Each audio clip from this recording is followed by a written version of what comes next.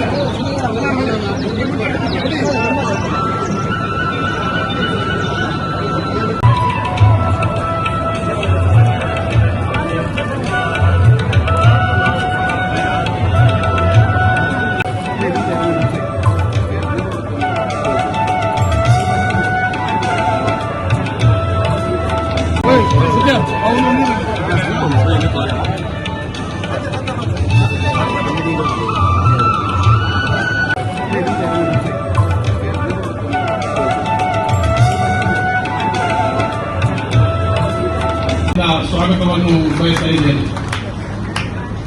ಹಾಗೆ ನಮ್ಮ ನೆಚ್ಚಿನ ಜಿಲ್ಲೆಯ